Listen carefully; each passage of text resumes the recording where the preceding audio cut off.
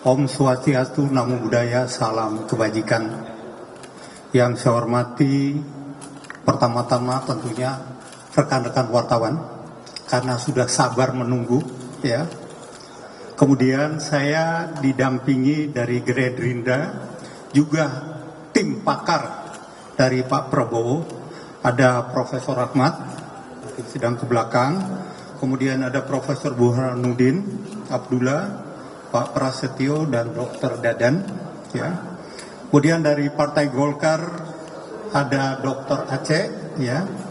Kemudian ada Dr. Rizal Malarangen dan Ibu Nurul.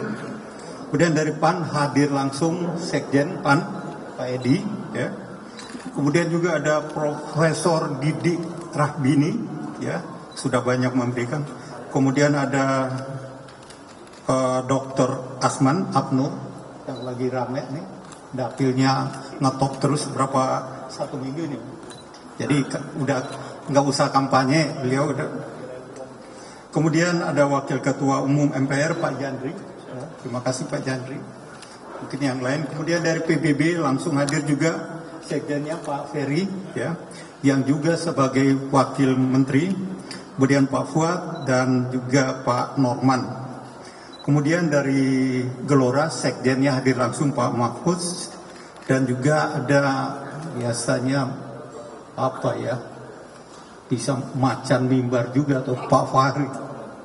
Apa kita kan tahunya waktu beliau jadi wakil ketua DPR dulu kan, wartawan tahu deh, ya. Kemudian rekan-rekan yang lain, kemudian dari Garda Republik Indonesia, enggak, rupanya bukan Garuda, nyebutnya harus panjang. Wartawan kalau nulis jangan Garuda gitu loh, ya. Garda Republik Indonesia hadir langsung sekjennya, ya. Kemudian tadi kita telah mendengarkan dari tim pakar Pak Prabowo, karena Pak Prabowo kan sudah keliling, ya. Tadi malam kita lihat beliau bertiga di UGM, ya, dan telah menyampaikan katakan visi dan misi ataupun pokok-pokok kebijakan. Nah, tadi kami telah mendapat masukan dari tim Pak Prabowo ini, ya, atau tim pakar dari Gerindra, ada 17 program prioritas, ya. Kemudian ada 8 program cepat yang harus selesai lebih awal, mungkin lebih kepada program 100 hari ya biasanya. Kemudian ada 45, jadi filosofinya 17, 8, 45.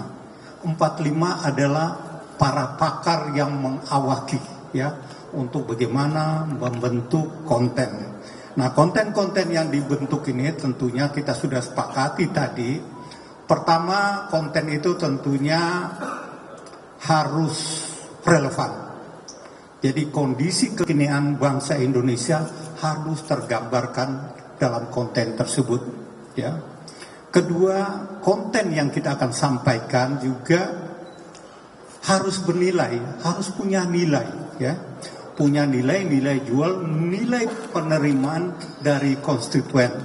Karena memang yang kita akan jual adalah pasangan presiden dari Pak Prabowo, ya, dari Koalisi Indonesia Maju. Artinya kita ingin merebut hati, ya, dan pikiran dari rakyat Indonesia untuk bagaimana memilih Pak Prabowo dengan insya Allah dengan pasangannya sebagai presiden masa bakti 2024-2029 nanti, ya. Itu, dan yang tentunya yang kita harapkan juga dari apa yang kita sampaikan konsisten. Jadi pertama relevan sesuai dengan kondisi kekinian, kedua bernilai, ketiga konsisten. Artinya dari tataran strategis sampai tataran operasional itu narasi yang dibangun sama, dan dari waktu ke waktu tentunya itu sama, tidak berubah-ubah, tetapi tentunya ada rel-rel yang harus disebut. Kemudian Apa produk yang kita harapkan dari ini? Kita harapkan produknya yang diharapkan dalam waktu tidak berlama. Karena gini ya, tadi mungkin sudah dengar Komisi 1, Komisi 2 dengan KPU telah menyepakati bahwa waktu pendaftaran calon presiden dan calon wakil presiden adalah tanggal 19 sampai 25 ya, 25 Oktober ya. Setelah itu akan ada tentunya itu termasuk verifikasi di situ. Setelah itu akan memasuki penetapan. 3 hari dari waktu penetapan ya, itu kira-kira 23 November sudah mulai kampanye. 26 itu sudah penetapan ya. 28 mulai kampanye. 28 artinya waktu sudah sangat mendesak, sehingga pokja konten ini memang dikejar kita ya untuk menghasilkan produk-produk yang berkualitas. Nah, digunakan apa produk-produk ini? Kita juga sudah sepakati tadi. Pertama, kita gunakan untuk penyusunan visi dan misi ya. Karena sebagai calon presiden dan calon wakil presiden, kita wajib menyodorkan atau menyampaikan visi misi pasangan ini ke KPU. Dan kita yakini bahwa KPU akan meminta pendapat dari para akademisi untuk membahas ini. Sehingga diharapkan produk ini memang ya produk berkualitas dan dapat dipertanggungjawabkan secara akademik. Kedua, produk ini dibutuhkan untuk para jubir nanti. Ya, biasa dalam pilpres nanti ada jubir-jubir ya, baik tingkat nasional, tingkat provinsi maupun kabupaten kota. Nah, itu kita berikan kepada mereka ya, tentunya pada sesuai dengan tataran. Dan yang ketiga, produk ini adalah untuk kepentingan iklan ya. Untuk kepentingan iklan, jadi tentunya lain ya. Dari 3 produk ini diharapkan kita bisa pahami bahwa itu akan memberikan dampak positif untuk bagaimana meningkatkan elektabilitas dan menarik hati dan pikiran konstituen untuk memilih pasangan Pak Prabowo nanti. Itu kira-kira. Kemudian pokja yang kita bentuk tadi sudah kita sepakati ada 4. Yang pertama tentunya kembali lagi harus relevan. Pertama terkait dengan bidang ekonomi ya. Pokja ini akan bentuk bidang ekonomi tentunya ya, melihat kondisi kekinian, apalagi kondisi sekarang dunia atau global tidak memberikan kepastian. Nah, ini sangat penting ya. Kemudian kedua, masalah politik, bidang politik dan hukum. Dan yang ketiga, masalah kesejahteraan rakyat. Dan yang keempat, masalah pertahanan, kemudian keamanan dan hubungan luar negeri. Ini rencana pembagian pokja yang tentunya oleh tim pakar dari Pak Prabowo akan dikomunikasikan ya. Apabila Pak Prabowo setuju, maka kami akan segera membuat pokja-pokja itu. Jadi dari partai-partai ada 8 partai insya Allah yang akan bergabung ya, mengirimkan anggotanya. Tadi saya sudah jelaskan dari yang ada saja sekarang ada profesor, ada doktor, tentunya dengan bidang ilmu masing-masing, dan kita harapkan juga ya dari partai terutama di parlemen bisa mengirimkan kader-kadernya untuk bergabung ya, mungkin katakan siapa yang dari Komisi 1, siapa yang dari Komisi 2, Komisi 3 sampai dengan Komisi 11. Karena mereka ini yang setiap hari mendiskusikan dengan mitra masing-masing masalah kebangsaan ini. Dan kita harapkan dengan kelompok kerja yang tadi dikatakan 17, 8, 45 pakar ini akan bekerja, dan pada waktu yang sudah ditentukan ya produk-produknya siap dan akan digunakan oleh seluruh komponen ya, baik nanti dari tim kampanye, apakah tim sukses ataupun tim kampanye, tentunya nanti akan dibicarakan untuk digunakan sesuai dengan target yang telah ditentukan masing-masing. Itu saja yang dapat saya sampaikan. Mungkin kalau ada pertanyaan, para pakar masih ada di sisi samping kanan dan belakang saya, silakan tanyakan. Terima kasih. Wassalamualaikum warahmatullahi wabarakatuh. Ya, izin Pak. Assalamualaikum warahmatullahi wabarakatuh. Saya Fauzi dari kantor Berita Antara. Pertanyaan saya sederhana terkait narasi-narasi program tadi, sejauh mana dan seberapa besar porsi narasi terkait program yang sudah dilaksanakan Presiden Joko Widodo saat ini, dan bagaimana apakah itu juga dibawa porsinya untuk kampanye-kampanye ke depan. Terima kasih. Terima kasih.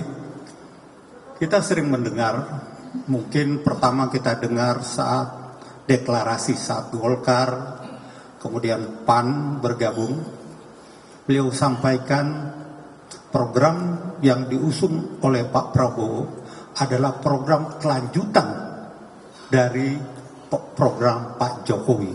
Artinya fondasi utamanya adalah apa yang telah dibentuk oleh Pak Jokowi. Ya, kita tinggal lanjutkan. Seberapa besar nanti tentunya Poja ini akan menyusun prioritas-prioritas, karena tadi kita ada 17 program prioritas. Ya, akan dilihat bagaimana, apakah lebih kepada bidang ekonomi dan lain sebagainya. Kita akan lihat situasi yang akan menentukan, karena memang narasi yang harus dibangun, saya katakan tadi, harus relevan. Kira-kira demikian. Ya, selamat malam Bang Ludwig. Saya Santi Dewi dari IDN Times. Ada 2 pertanyaan, Bang. Tadi Bang Ludwig sempat menyampaikan bahwa ada 17 program prioritas yang mana sebagian besar itu melanjutkan program atau kebijakan dari periode kepemimpinan Pak Jokowi.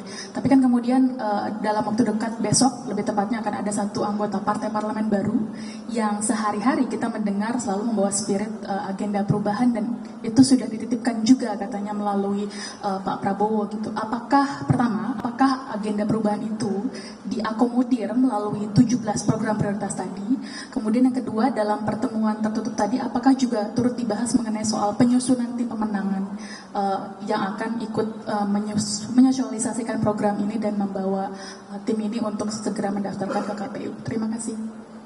Yang kedua, penyusunan tim pemenangan. Terima kasih.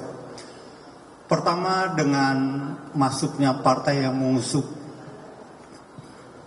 narasi perubahan, tentunya kita akan bicarakan, ya, karena yang ada sekarang sudah sepakat dengan narasi yang ada. Kita berbicara tentang koalisi Indonesia Maju, melanjutkan program-program Pak Jokowi yang tentunya sudah bagus. Yang lain kita akan evaluasi, ya. Itu yang pertama. Kedua, kita belum, ya, bukan otoritas kita, ya, membahas tim pemenangan. Saya katakan, kalau kita ingat waktu tahun 2019, Pak Jokowi Amin punya 11 direktorat. Kemudian Pak Prabowo Sandi punya 19 direktorat. Nah, kita hanya sebagian kecil 1 direktorat konten, ya. Konten yang kita bahas bukan tim pemenangan. Jadi kita belum sampai ke situ, ya. Karena saya katakan konten ini kita siapkan, jangan sempat tim pemenangan sudah terbentuk, kontennya belum jadi. Dia mau ngomong apa gitu loh. Akhirnya saya katakan tadi, ngomong ke sana kemari tidak konsisten. Kira-kira demikian. Oke, terima kasih ya. Satu lagi. Selain dari partai, kan ada juga relawan-relawan Pak Prabowo. Apakah program-program yang disampaikan oleh tadi yang digodok oleh sekjen-sekjen ini juga akan dikorelasikan dengan gerakan relawan agar tidak berbeda dengan apa yang diperjuangkan? Pastilah, ya. Karena saya katakan nanti untuk ke relawan juga pasti ada narasi, ya. Jangankan relawan, sampai ke pengurus desa pun dia punya narasi, kan beda. Kalau kita lihat Pak Prabowo bicara apa, nanti jubirnya nasional seperti apa, tingkat provinsi apa, kabupaten kota apa, kecamatan, sampai ke pimpinannya. Tadi Pak Edi sudah membahas, ya, bahwa itu tentunya yang lebih kena ke rakyat, ya. Ya, itu saya katakan harus relevan. Kita ngomong ke akar rumput. Masa kita berbicara angka-angka kapas. Tetapi hal hakiki yang mereka butuhkan itulah yang kita sampaikan. Dan insya Allah tentunya bisa dilaksanakan. Demikian. Terima kasih ya. Wassalamualaikum warahmatullahi wabarakatuh.